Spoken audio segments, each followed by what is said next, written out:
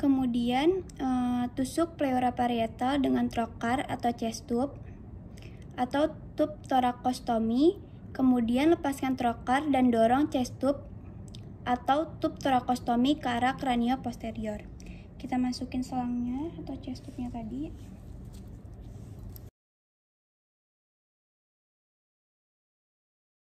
Kemudian kita tahan terlebih dahulu dengan menggunakan gunting Metzenbaum agar cairan tidak keluar terlebih dahulu.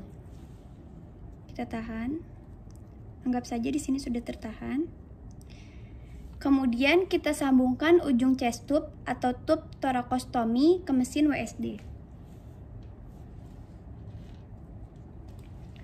Anggap saja ini mesin WSD-nya, kemudian kita sambungkan ujung chest tube-nya. Kemudian kita lepaskan penahan tadi.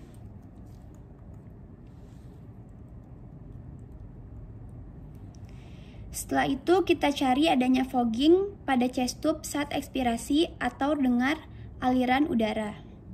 Kita lihat. Setelah itu kita lakukan fiksasi tube dengan benang dan simpul hidup.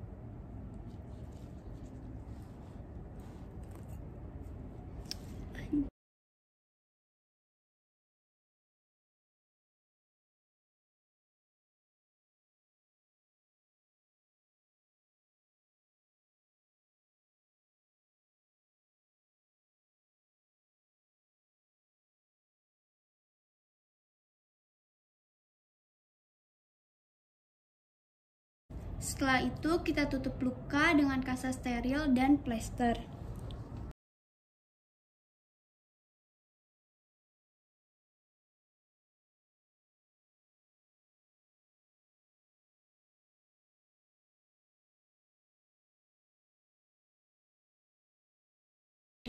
Baik Ibu, tindakannya sudah selesai. Selanjutnya saya akan merapikan alat-alat dan mencuci tangan saya terlebih dahulu.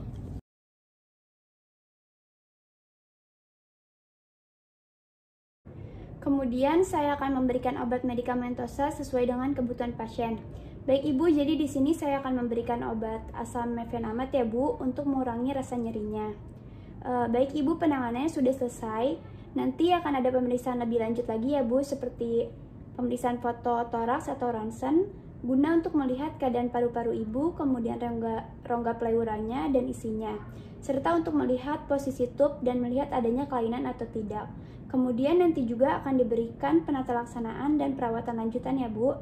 Baik Ibu, terima kasih. Apakah ada yang ingin ditanyakan Bu? Baik, tidak ada ya Bu, sudah cukup jelas ya Bu. Selanjutnya saya akan catat hasilnya di rekam medis.